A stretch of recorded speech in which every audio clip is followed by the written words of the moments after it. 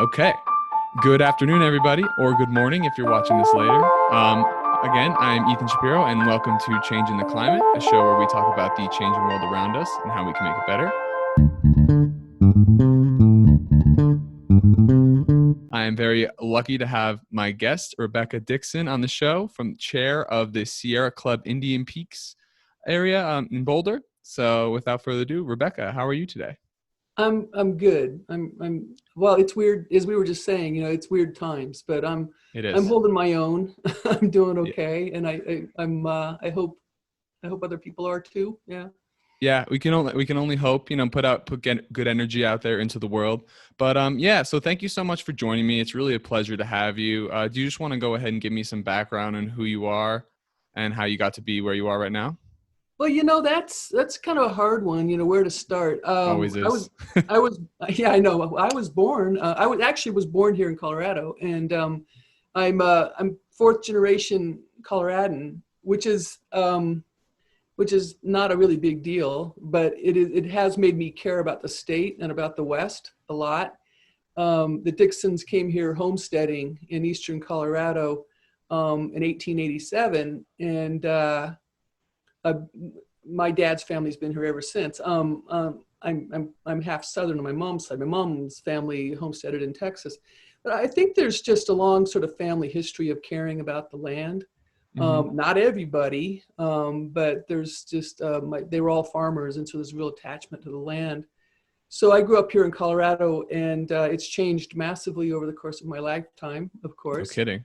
But though, some people are bitter about that. I'm not. I actually feel like Colorado is a better state today than it was, when I was born. And I feel like I like the people here. I like Coloradans better, which isn't to say that the Coloradans when I was born were not complete people or whatever. I just think that we have a lot of different viewpoints that are really good for us. And so it's been, but watching this in my 20s, when I was in my 20s, I was very troubled by how the state was changing because there's vast areas that are Hmm. now, developed that weren't Where were when you I living was at that time? I was living at Lookout Mountain west of Denver. That's where I was when I was a little kid. And then I grew up in Green Mountain west of Denver. Lookout Mountain I used to be more rural, but now it's really grown in. And then Green Mountain west of Denver in Cool. Jefferson County. Yep. So it's changed massively, but what am I going to do? That's what people have tried to do is put up a fence around Colorado, put up a fence around Boulder, a fence around Boulder County, because we like what it is. And once we're here, we don't want anyone else to come in, So Hmm. I just, that doesn't work. That's not the way people work. And that's not The the way we world should moves so work. fast, it's Yeah. hard to keep up with everything. Right. Who are we going to lock out? And you know really quickly how troubling that becomes. Right. So I try to just, with my environmental work, I thought, okay, if people are going to come here, and they are, and I don't blame them, I love it here. Let's make sure they do it intelligently. Gotcha. Let, Did you let's go to the University of Colorado? I went to Colorado State University for my Okay. undergrad, and I got my doctorate at CU Boulder. Yeah. Okay, very, very cool. Yeah. So, what got you very interested in environmental work? And so, if I believe I might have misspoke, it's the Indian Peaks Group Sierra of the Sierra Club Foundation in Boulder. You are the Right. chair of the executive committee. Is that right? Right. Right. And the Indian Peaks Group is basically Boulder County. Mm-hmm. And I got involved. I became interested in the environment a long time ago. Actually, Ronald Reagan was elected, and one of the first things he began to do was really dismantle a lot of environmental protections. And he Wow. and James Watt, who was his Secretary of the Interior, and I was pretty young, I'm looking around, but I'm thinking, what are you doing? We worked really hard at this, and Republicans. Republican President Richard Nixon is the one who put through all these laws, who got the National Environmental Protection Act put through, and clean water, So, to and be clear, Nixon put laws to protect the environment, and you're yes, saying that Reagan went through and started kind of tearing through these laws. he, he, Both he began he both began to weaken Republicans. them. Yeah, Yeah. and it's Interesting. oh yeah, well, Nixon arguably is the president who did the most for the environment. It's Now he did it a curious because fellow. I know, isn't that funny how that works, right? Yeah. But no, the Republicans had, Theodore Roosevelt, who helped set up the national park system, which is not a perfect system by any means, right? But it is an effort toward conservation. He was a Republican, right? Right. So there's been a real shift. And Eisenhower, another Republican, he wanted to protect ANWR, the Arctic National Wildlife Refuge. And Right. so this whole anti-environment stance that Republicans have is relatively new. It's since Reagan, really. Well, I have spoken about this in the past. I don't think it's an anti-environmental stance, and I also believe it shouldn't be politicized in any way because it's all about public health and safety, which I think everyone's for. But I think there are these people who have gotten these arguments of the climate, like not of humans not affecting the climate, and they all get into this groupthink buckets and will just think whatever the authority says is what they'll follow. I don't think people want to destroy the environment. I think they just genuinely believe humans can't have an impact. And I have interactions like this every week with people who truly believe that we cannot have an impact. And it's puzzling. Well, it's puzzling, but until you're exactly right, and I shouldn't be using the word anti-environmental. It's unusual to come across an anti-environment person. You do come across anti-environment policy, whether we like it or not. It leads to anti-environment consequences. It used to be Republicans really cared a lot more about that, right? But I wish that the environment were not politicized, to continue what you were just talking about, right? Because that just damages things, and we're all breathing air, we're all drinking water. So how about keeping it as clean as possible? How about thinking about equity as well as we think about the environment, because environmental justice is a real issue. But to go back to what you said about people not accepting climate change, I mean, a lot of that is, one of the things I try to recognize as an environmentalist is that fossil fuels have been a tremendous boon for humankind, right? You and I are using fossil fuels right now for this interview, right? Absolutely. Boulder gets what, 50% of its electricity still from coal-fired power plants or natural gas-fired power plants. And it's, there wouldn't be 8 billion people alive if it weren't for fossil fuels. Fossil fuels make our lives so much easier and everything. But there's just this minor problem. We got to give them up, right? Minor. That's a minor problem. But, we've been very dependent on them for 250 years. People don't want to believe that this wonderful thing, and, fossil fuels are a wonderful thing. No question. They don't want to give it up. They don't want to give it up, right? Because it's given us so much. It's given us cars. It's given us warm houses or cool houses. It's given us lit houses. It's given us the things we really need. Is it problematic? Of course it is. Have we known about that for a long time? Yeah, we have. We don't want to move off because a lot of people get rich with fossil fuels. It's made life more comfortable for billions of people. And yet we have to move on. I just think it's important to recognize that, so that the naysayers about climate change, I think what they're really saying is they're not saying no to climate change. They're saying yes to the many benefits of fossil fuels.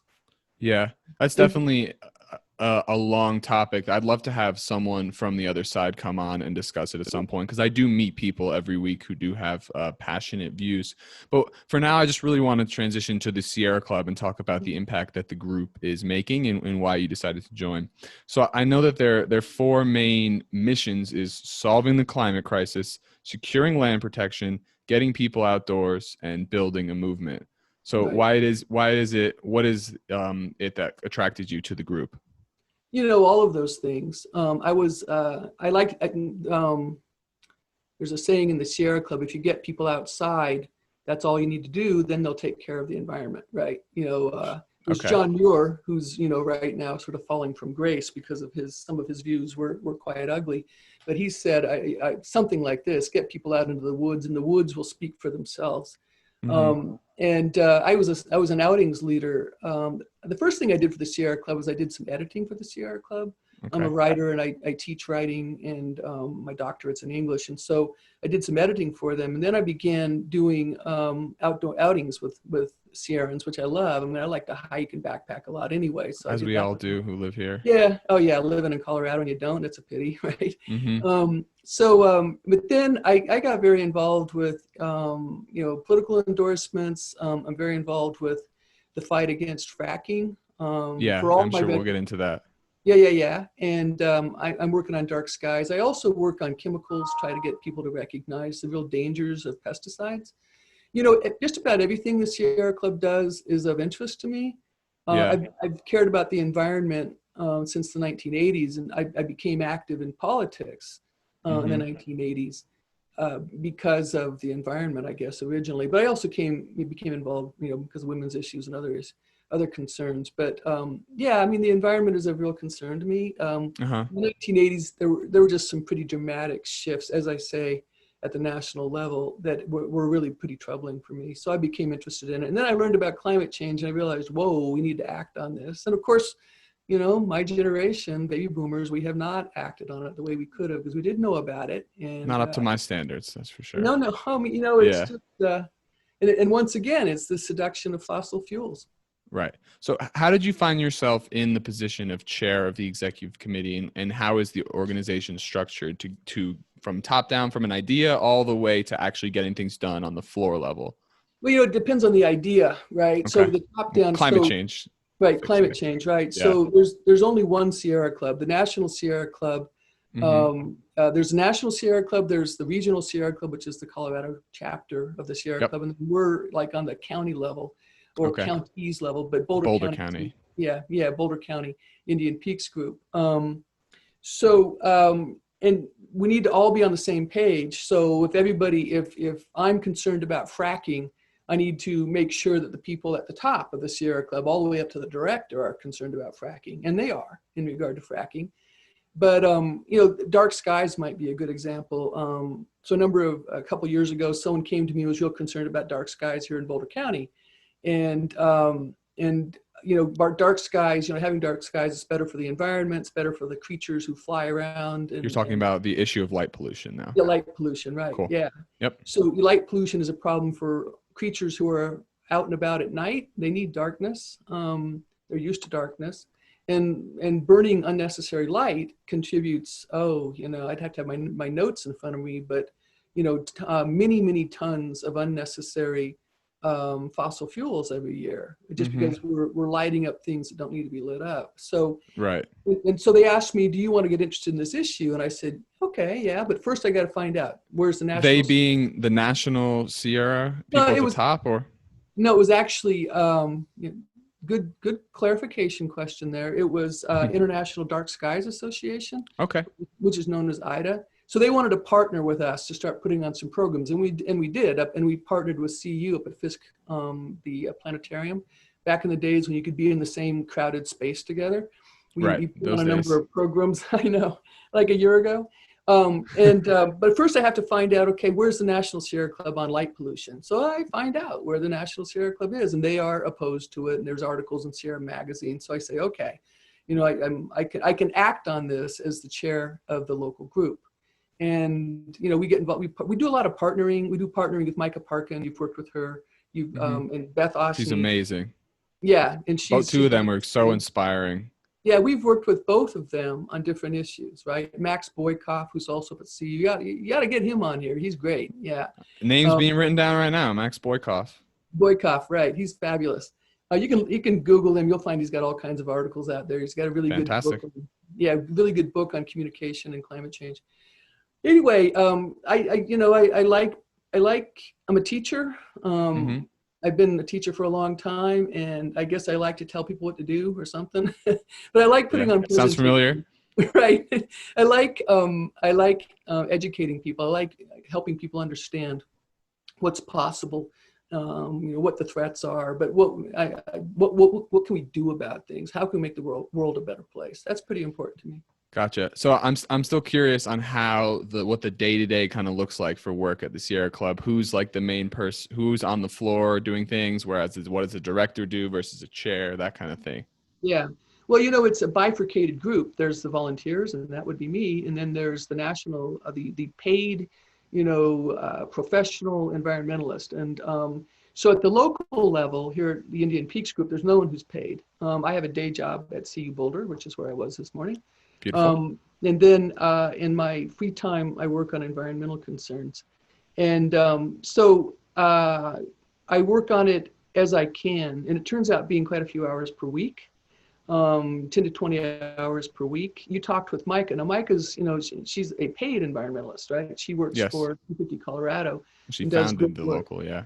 Yeah, she did. And, it's spun out of 350.org, Bill McKibben's group that's Mm-hmm. been concerned about climate change for some time.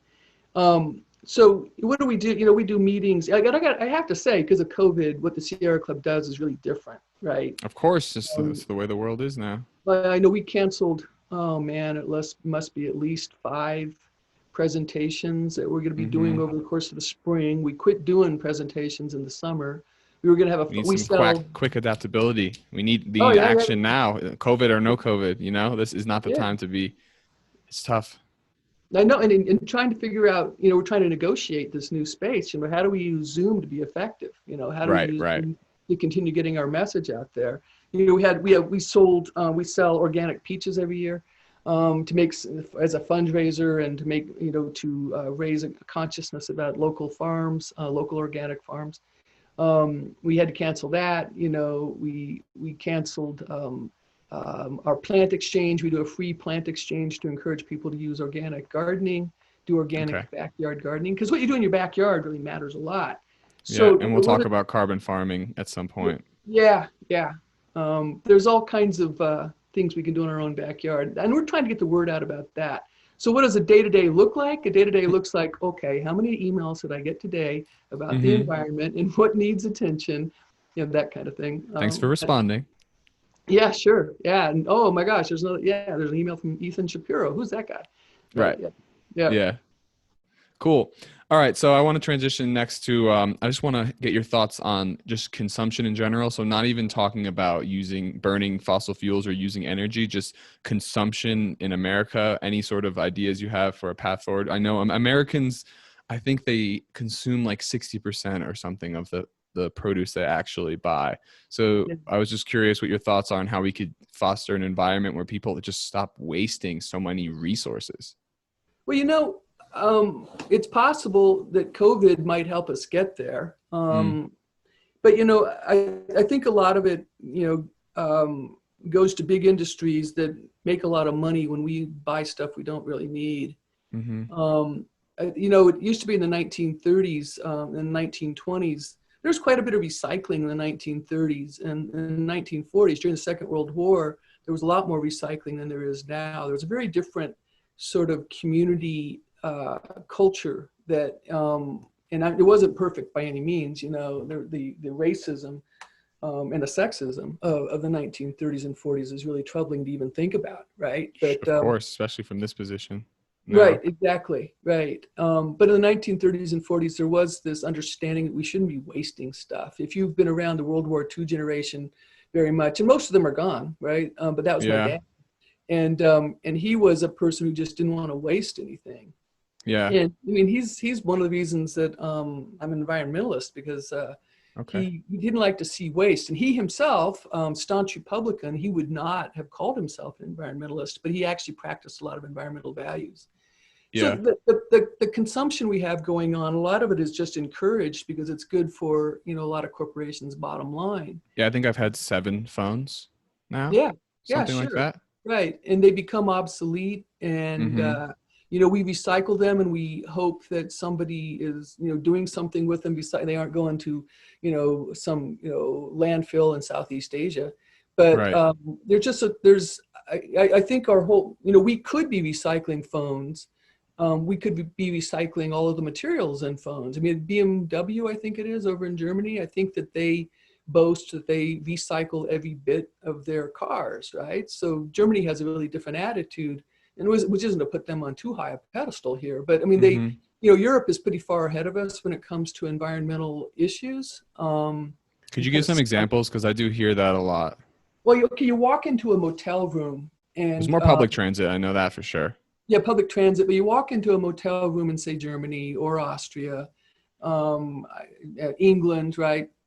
But I especially experienced this, I guess I was in Switzerland, actually.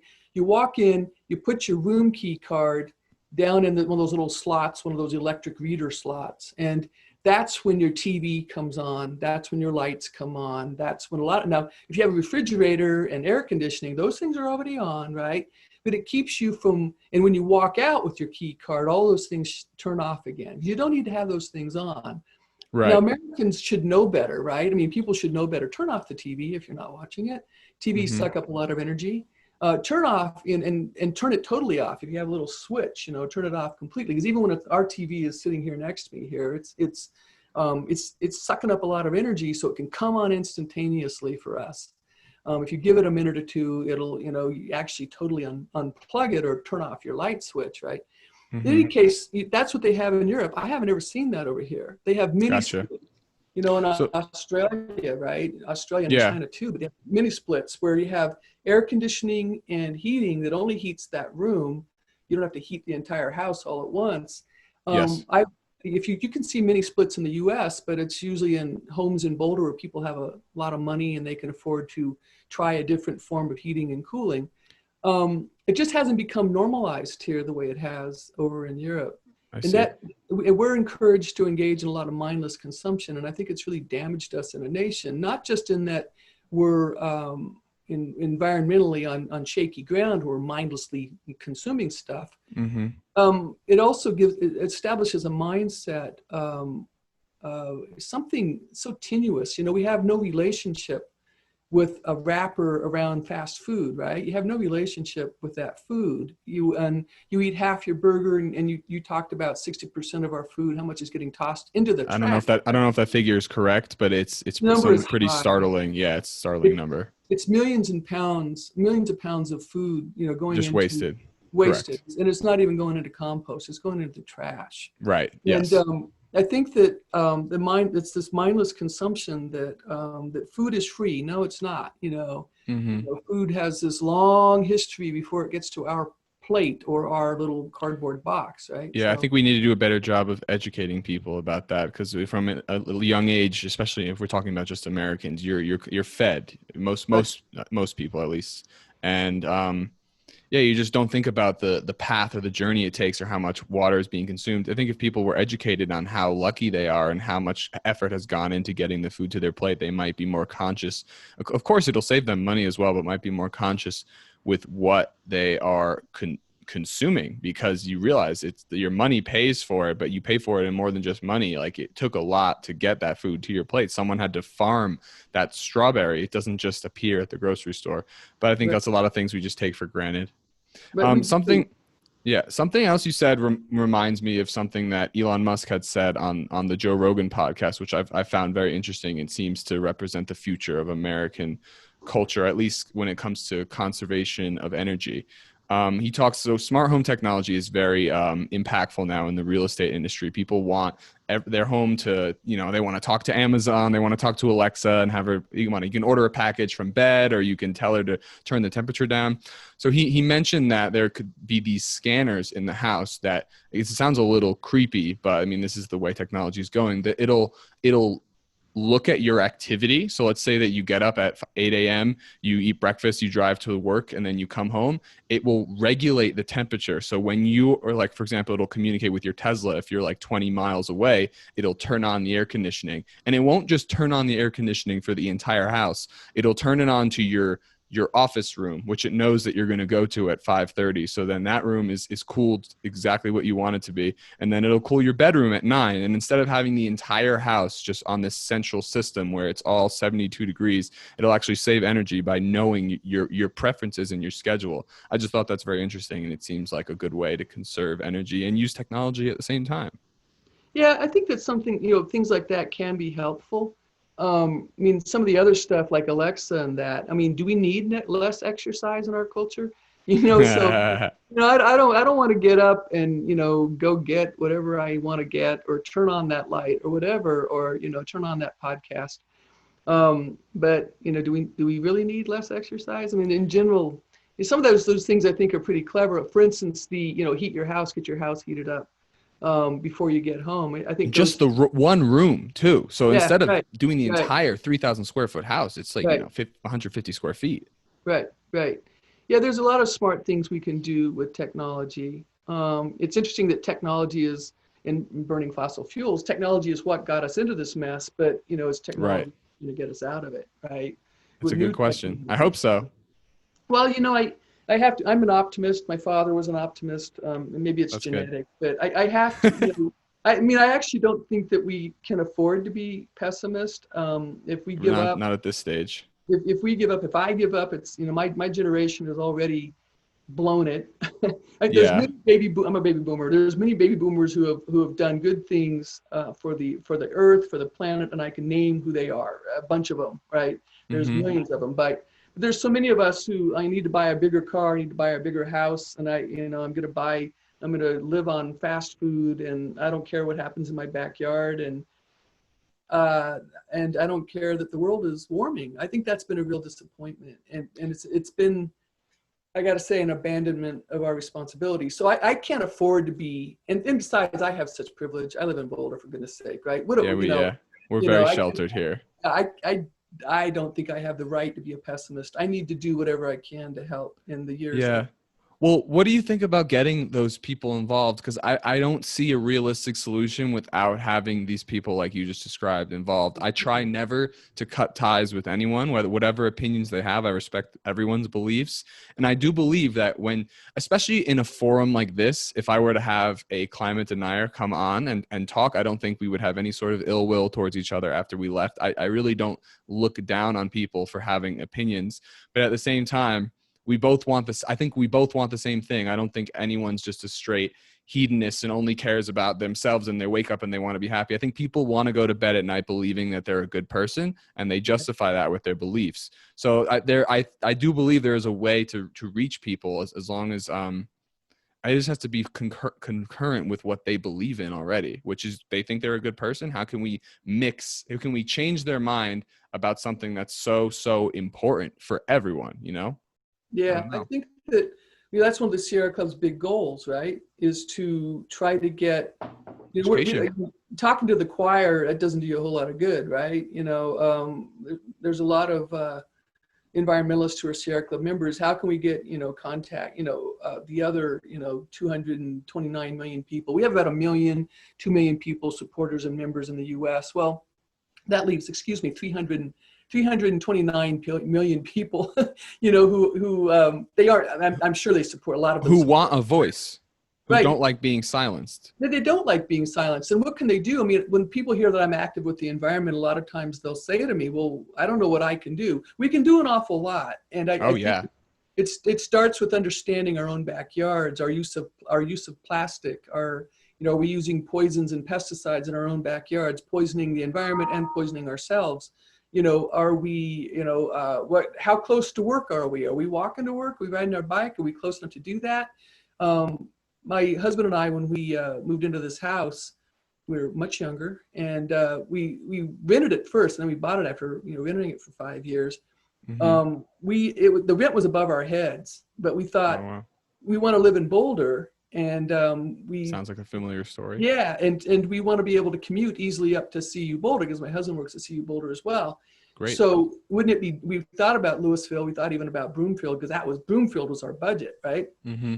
But we wanted to be close to work, and so we decided it was worth the extra money. And our landlord was really cool and gave us $150 off his asking price for the rent, and that was important back then. Yeah. And then we bought the house 5 years later in 1997, and it was the smartest. We bought the last affordable home in the city of Boulder, and but we were thinking environmentally. We were really thinking through that lens of convenience, yes, but also we want to be able to walk or ride our bikes. This was before we had a bus system going up to campus. Walk or ride our bikes to campus. We're 2 miles from campus, right? Yeah. And that was pretty important to us. I think it's a very bikeable city, though. It's designed that way. Bikeable city. Oh yeah, I mean, I ride my bike to school every day, right? Amazing. Yeah, and as did I for 3.5 years. I know, and why? I don't know how much money I've never had a CU parking pass. I don't know how much money I've saved on that, but I know it's a lot. Dollars. And how much CO2 didn't go into the atmosphere, and how much weight is not sitting on my hips. It's a win-win-win, right? So, but I think that a lot of people think that caring about the environment is hard and it's about giving things up, and it really doesn't have to be. It is about reassessing your values to some degree. I mean, I don't eat fast food. Partly, I don't. I don't. Could you elaborate on that a bit more? Because we wake up we turn on the lights, we run the running water, we get in the Right. car, we fire up the gas engine, we drive 20 miles to work, we use Right. the coffee machine, we turn on the lights in the bathroom, the building is air conditioned. How could we possibly transition to such an extreme without giving stuff up? You know, a couple of things you might be able to give up. Is it possible to live closer to work? Is it possible to telecommute? I think that's ideal in many ways. That's one of the big reasons why I live in town. I mean, that even just saving time is so important for Right. work. Right. Well, the city of Boulder, I mean, to step away from the individual, the city of Boulder and Boulder County, we need to work a whole lot harder than we have on affordable housing. Right. Young people should be able to buy a home to find a life in Boulder. I mean, I was able to find a life in Boulder, and I shouldn't be the last generation that was able to do so unless you're rich, right? You shouldn't have to be rich to live in Boulder. I mean, communities that are only about I hear this a lot every week as well. Oh yeah. I mean, if a community is only about one socioeconomic strata, group, communities just decay, they erode, they're not interesting. You got to have different backgrounds coming in, some diversity, different age groups. The person who works at the post office should be able to live 5 miles, 2 miles away from where they work. They work in Boulder. How can we make that work? Boulder could do a lot of things about that. And I mean, that's a sort of governmental community sort of bigger issue. But in terms of the person waking up, there's a lot of choices you can make. What kind of car are you driving 20 miles to work, right? You don't have to go out and buy a brand new electric car. Can you buy a used one? Because, a lot of energy goes into that brand new car, right? But what are your options in getting to work? COVID has messed this up. Could you take mass transit? Could you take a bus? Would you be willing to think I have a friend who commuted back and forth to Denver on his bike from Boulder. Now, this might be a little bit. Wow. Yeah, I know. That's cool, though. Right. And it was North Denver. You can't do that from Jersey to New York, where I'm from. No, that doesn't work. It does work here. There is a lane all the way from Boulder to Denver and back. And I It don't is. think it would be that unpleasant a ride either. No, it's not. I've ridden most of it. It's pretty nice ride. I haven't gone all the way into Denver. I should, because since I was born in Denver, I should do it. But you could also stick your bike on a bus. Yes. So what are your options in terms of coffee? No, there's no negotiating coffee. You got to have the coffee, right? Sure. But you don't need to go through McDonald's, drive-through and get, a little cup that's made out of styrofoam, which is dreadful for the environment. And I don't actually know if McDonald's is using styrofoam. So I think they stopped doing that. Yeah, but styrofoam should be illegal all across the country.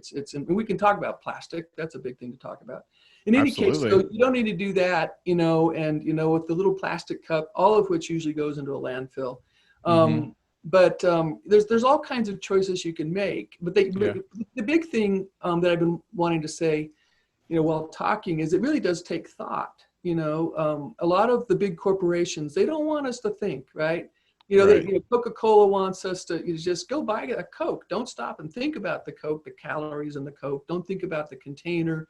Don't think about, the cup that goes into the landfill. Don't think much about that. So thoughtfulness, some really conscious thought that I would hope would become habituated. It certainly has with me. I don't think I'm rare these days. Right. Yeah. I know. Just thinking about, do I really need that? Is this a company I want to support, given the way they're conducting their business? And I'm pretty selective about that. So yeah, cool. All right, so let's talk about your work on light pollution and dark skies. What got you to that? And I'd love to hear some quantifiable reasons why light pollution is such a problem. Yeah. Well, first off, that is something that's been lost along the Front Range, is being able to see the stars.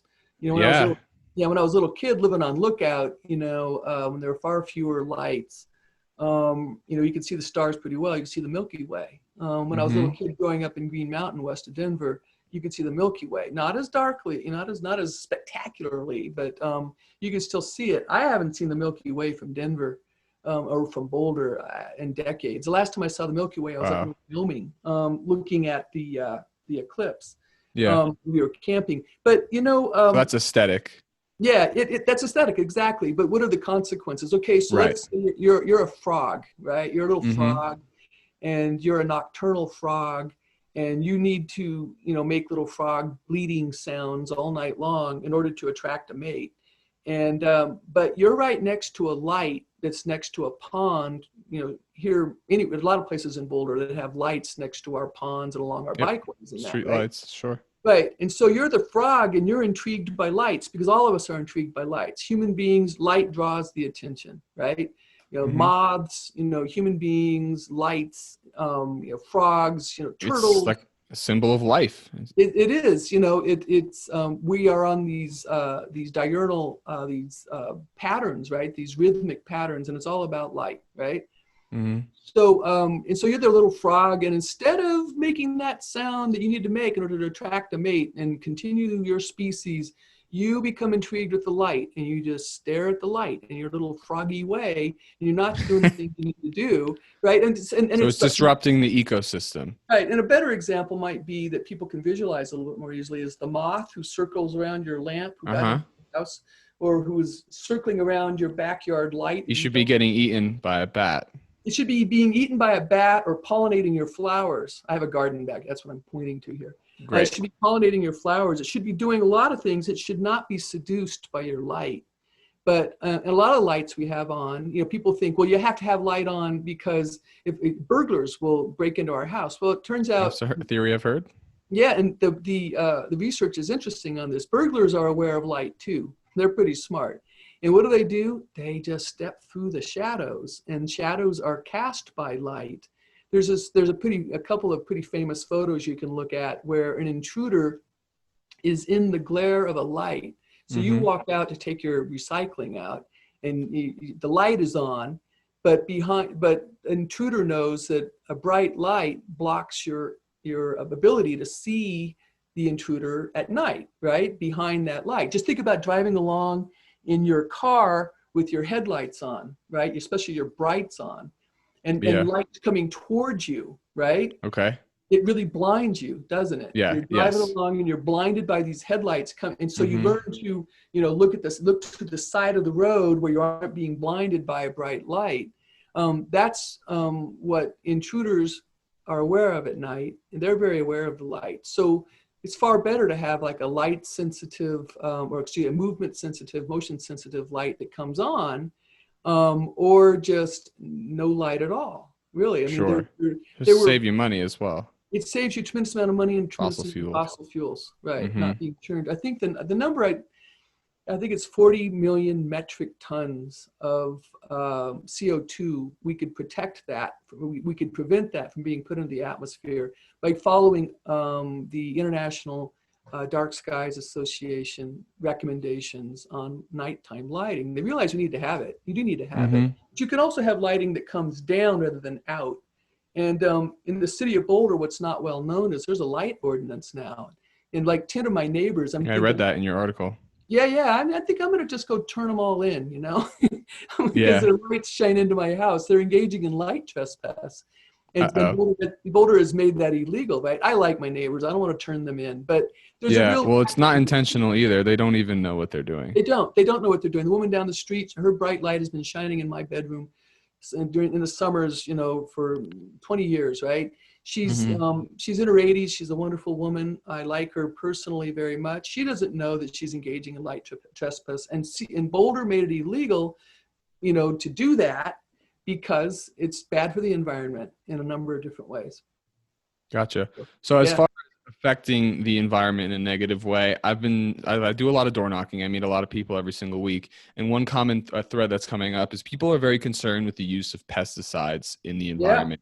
And I know you've done some research on that for sure. How do you think we can kind of turn this around? I know people love the classic 1950s, bright green, beautifully well-kept yard, no insects, or they want to keep have their own gardens with amazing fruits and vegetables that aren't going to be eaten by bugs or anything. What is the role that pesticides has in the future of this country? I don't know. I'd like to see pesticides not have a future in this country. Right. The average person is now born. Poison. Yeah, it is. It's poison. It absolutely is. The average person is now born with a number of different pesticides in their umbilical cord, right? Jeez. They can find it, and wow. we don't know the full consequences of all these chemicals, but we do know that the consequences are bad. We know that. We know that glyphosate, which is the central ingredient in weed killers, we know that it has been named by the World Health Organization as a probable carcinogen. We've known and there's a lot of lawsuits against Monsanto you might have heard of. Yep. Because many people, especially people who are agricultural workers who were using their Roundup, which has glyphosate in it, and they have developed cancers and such. And there was one lawsuit, I think it was $1.1 billion awarded to a plaintiff. I think it was just one or two plaintiffs, and $1.1 billion. Now I'm pretty sure Monsanto is appealing all of these, right? And Monsanto's trying to protect its strategic legal plan. It makes sense. Right, exactly. Deny. Exactly, deny. Right. And but we know there's all kinds of research that gets across the other carcinogens are bad news. To go back to your ideal yard, that's a real problem. A number of companies have convinced us that beautiful. It's part of the American dream. Is what it is. And I got to tell you, it's boring, right? That little plot of grass it's a monoculture, and it makes you, spend your Saturday mowing and fertilizing it. And a lot of people throw some poison down as well. Mm-hmm. It's slowly poisoning you. It's poisoning your dog. It's poisoning your cat. It's poisoning your kids. Because these toxins, they don't break down quickly. No. And the chemical industry, we really need to think long and hard about chemicals. I have pulled up a lot of my sod. I don't live in an HOA. I pulled up a lot of my sod and put in what most people say is a very beautiful pollinator-friendly garden. And it's huge. It takes up more than half my backyard, more than half my front yard. And I grow a lot of vegetables as well. And it's just a delight right now. There's birds, there's pollinators, there's hawks, there's little garter snakes. It's very healthy. I have a healthy little ecosystem. I think. Do you want to talk about carbon farming a little bit? Because it's a bit of a perplexing subject for me. How does that relate to a full ecosystem garden?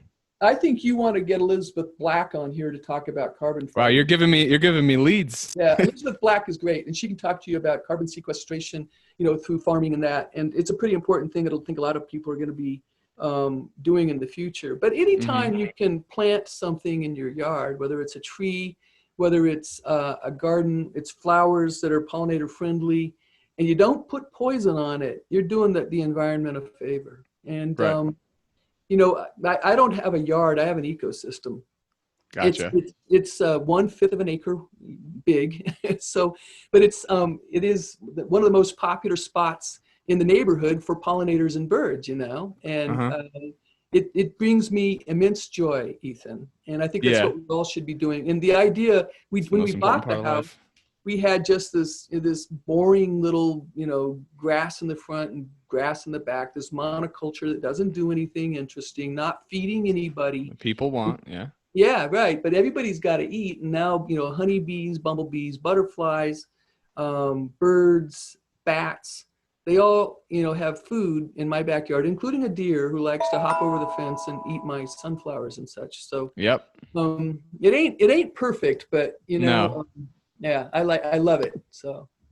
All right. So I definitely want to talk about what we can do locally in Boulder. I know that's what Indian Peaks does a lot of work on. Obviously, they are the Boulder County Sierra Club branch.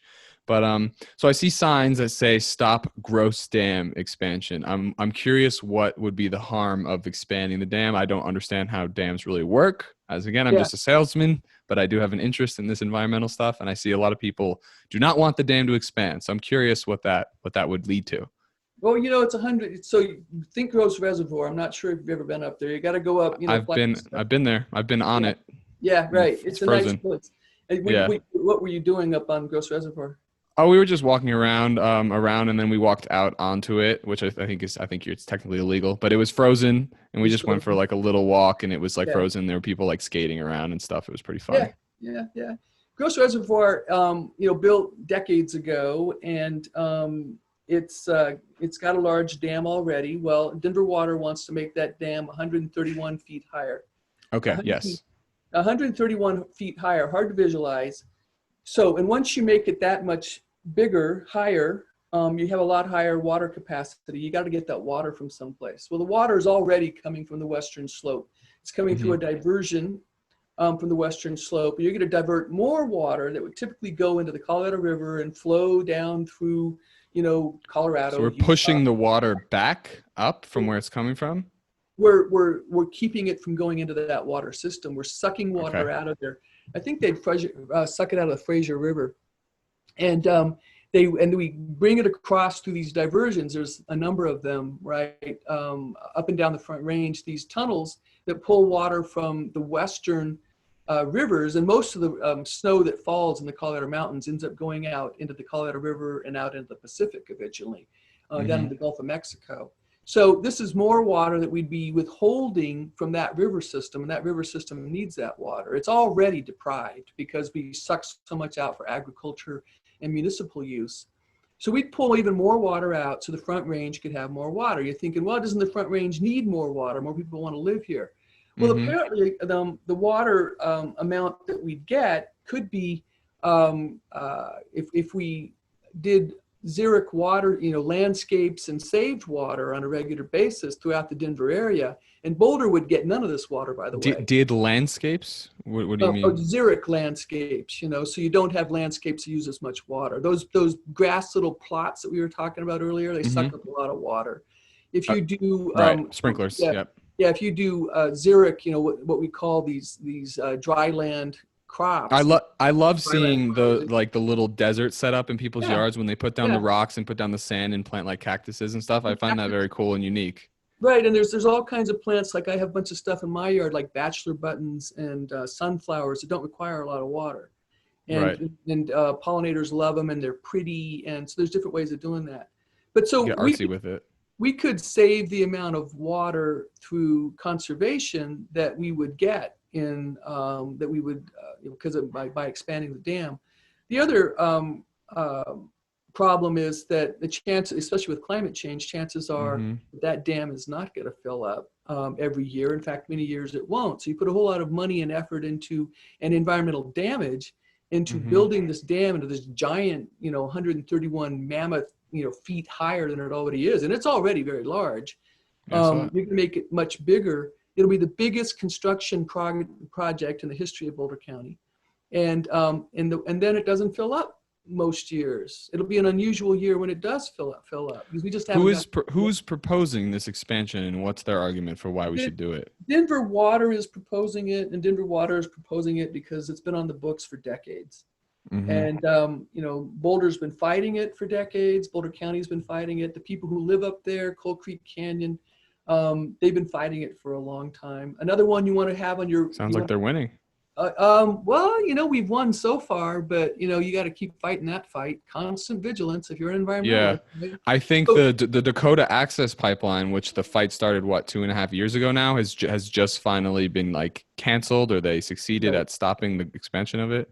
For now, I'm pretty sure that the gas company that wants to pursue that is going to appeal it. But yeah, in district court, it was they ruled that they can't do it. But good. I was very happy to hear about that. Yeah, that was a couple weeks ago now, right, or last week? Yeah, Denver Water actually just got a green light to proceed forward with their expansion. But it all comes down to the Boulder County Commissioners, and because it has to have county approval. And we're hoping the county commissioners will not approve of it because it's not a good idea. Environmentally, economically, it doesn't make sense. It really doesn't. And the people who live up there, it's going to take 10 years to do it. 10 years of disruption of these giant trucks rumbling down the road and the dynamiting, the noise. The people up there, I've never met anyone who lives in Coal Creek Canyon who wants to do it. Somebody else to talk more about that with is Bev Kurtz, Kurtz of the Environmental Group. It's called TEG, the Environmental Group, and they've been actively fighting the dam expansion. They're the ones who put up signs that they stopped gross damage. I'll have to talk to you after the show about a list of people that you think I should get in contact with. I have a list. I do have a list. I could send you a list. Yeah, that'd be amazing. So, do you want to talk about the electric grid in Boulder and this theory of municipalization? I think is the word. Yeah, Boulder is very much for the city of Boulder. Or excuse me, not Boulder. The Sierra Club is very much for the city of Boulder taking over its municipal electric supply. So Is it controlled by Excel Energy now? it's controlled by Xcel Energy, and Xcel Energy, of course, is a profit-driven giant corporation based out of Minnesota, and they've been driven by profits for years, and they will happily admit to that. And The shareholders are they've blocked all kinds of progress. The utilities themselves could have embraced wind and solar far earlier than they have. Xcel is getting there. It's about a risk tolerance thing, I think. Right. Well, it's not just that. They had a business plan that works, right? Burning coal to make electricity is something that Xcel understands very well. They've shifted over to natural gas, burning natural gas to produce electricity. It's their business plan. They know how to do that. It's real simple. It's over 100 years old technology, but it basically works, right? And getting coal out of the ground, it's all territory that they understand. And what most importantly, because it's so, getting coal out of the ground, transporting it to a electric plant that Xcel owns and producing electricity there, that's all very difficult to do. We have solar panels on our house. Maybe you got solar panels on your house. I'm an energy producer. Xcel doesn't want to compete with me, right? They don't want to. Solar is right. Once you understand the technology, it's pretty straightforward. I want the city of Boulder to control our electric supply because they aren't profit driven; they're service driven. The city would be, and they're very concerned about the environment. Xcel has proven that they didn't care about the environment for a long time. And they say that now we've changed, we care about the environment now. Well, I think 50 years of not caring about the environment speaks pretty loudly. Probably. They're still blocking things like community solar gardens from big application. Blocking in a lobbying sense? Oh yeah, definitely. Yeah. So okay. let's say you and I want, we got a big shade tree out front. So we only have 4 solar panels over our garage. We have more solar access, right? And but we have this big shade tree, and so we really can't produce a lot of solar energy here at our house. So let's say, and you have the same problem. So let's say you and I. But I get it. But the park down the road could build a farm for all of us. You and I it only makes sense. Yeah, and we want to make a community solar garden. You and I. That sounds fantastic. And well, it's legal to do, except Xcel has to approve of your permit, and they'll only approve of a couple per year. And there's way more demand for community solar garden electrons than there is permitted, right? And so that's one of the things that really disappoints me in Xcel. They want to control the energy supply, and I don't want a big profit-driven corporation to control the energy supply.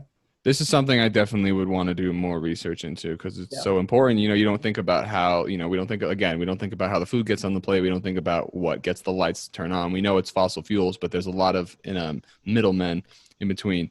So to kind of just conclude here and sum up, I just wanted to talk about fracking a little bit because I know we don't want to have fracking in Boulder. It could be very harmful for the environment. Obviously, it's releasing more fossil fuels. But fracking, in a way, has kind of saved the American economy in many senses by creating this environment where the U.S. is now a net exporter of fossil fuels. And fracking is to thank for that. So kind of we have the powers is in our hands now, but our hands are dirty, if that makes sense. So I don't know how to construct a good argument for why we shouldn't frack when in the short term it seems to just make the most sense. Well, it's because the number one argument against that is it is the short term, but we already know that solar and wind is now cheaper electricity than is coal-fired power plant, right? So the saying among environmentalists is coal and solar is cheaper than, solar and wind is now less expensive than coal-fired power plant electricity. So there's that. We've gotten there. We got there pretty quickly, actually. Fracking, so you can frack for natural gas or you can frack for oil. Turns out in this particular area, they frack for oil. And there are real consequences to it. When you frack for anything, there's usually a methane release. In methane, there's this really good New York Times article about all these leaks of methane down in Texas, in the Permian Basin. 4 They're, times more, I don't know if it's harmful to the yeah, ozone layer than carbon dioxide, it's, or it, for no, more. it's a greenhouse gas. Methane is this really powerful greenhouse gas, one of the Hmm. 5 greenhouse gases, and it holds a whole lot more heat. So you Right, don't that's want what it is. methane just leaking out into the atmosphere, but it is leaking out into the atmosphere at just about every fracking site you look at, right? And so that's one of the big problems is the leaking. When you burn natural gas, it burns 50% cleaner than burning when you burn, coal, Hmm. but it still is releasing CO2 into the atmosphere. When you take advantage of wind power or solar power, you're not releasing any CO2 into the atmosphere. So we need to be going in that direction. Fracking also, when you to get the natural gas or the oil out of the ground, you got to use a lot of pressure. You have to use a lot of water, and you have to use a lot of chemicals. And those chemicals get left behind in the groundwater. But Wow. also, one of the reasons that you might notice that Boulder continually has some pollution problems, right? It's because a lot of whenever the wind is blowing from Weld County, where they're doing a whole lot of fracking, it blows back up against the mountains and it brings its toxins with it, ozone Wow. and other things. And so fracking causes a whole lot of pollution problems. It's a big problem up in Longmont, which is closer to Weld County. Yeah. So there's all kinds of reasons not to curtail fracking, and I'm quite convinced we will as we continue to just appreciate the environmental damage done to our atmosphere with Hmm. methane and carbon dioxide warming. It's a double whammy. We release methane when we pull methane out of the ground, right? And then we produce CO2 when we burn methane. But then the health consequences, babies who grow up close to fracking sites have more problems with more neurological problems, more tendency towards certain cancers. So fracking is not a long-term solution, and it's time to move off of it now. Yeah, it kind of sounds like a bodybuilder who wants to get very strong will take steroids and just take lots and lots of steroids and will be doing great. And he looks like the best bodybuilder in the world. And then 20 years later, Oops. he has all these issues. He can't move anymore because we kind of cheated our way to success, if that makes sense. But I don't know if that's the best metaphor for fossil fuels, but it might work. I well, mean, just for specifically fracking, because it's so much more yeah, effective than just like digging up coal. It's really has saved this economy in many ways, as sad as that sounds. yeah, that's true. And so there's a whole lot of coal still under the ground right here in Boulder County, but Let's keep it that methane. way. Right, methane and oil is a lot easier to get at. So yeah, but fossil fuels. I think your metaphor does. I'd have to think about it some more. But I think I that it just come up with actually. silly ones like those all the time. I don't know. But let's run with it, right? I think Yeah. fossil fuels were. They're a quick solution. They're sort of a dirty diaper phase of human energy use, if you Mm-hmm. will. We need to move. Yeah, I think that's fair. Right, we need to move beyond it. It got us where we are now, and I do not dismiss the comfort levels that we all have now that would have been impossible Mm-hmm. without fossil fuels. I don't dismiss that. I don't think Right. we would have been able to have the science to get at solar and wind power if we hadn't gone through fossil fuels first. Because you burn coal. We figured out how to do that a long time ago, right? Yeah. And it isn't fancy technology. Solar energy and wind power, even though we've had windmills for a long time as well, it's time to move on, right? So, but I think that's one of the big problems that a lot of environmentalists have is they won't acknowledge the benefits that have come with fossil fuels. Let's acknowledge it and let's move on. Yeah. We have to. We have no choice.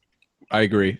So to conclude here, it seems like one of the big ideas you would put forward for solving this crisis is probably something I would definitely agree with, that we're definitely lacking in, is just the idea of thoughtfulness that we discussed, thinking about what you buy, thinking about what you consume, thinking about just everything's fed to you. We should be inspiring people to think more. So how would someone who kind of maybe is watching this or hasn't gotten involved and is kind of concerned, how can they start living their life in a more thoughtful way? I'm not sure.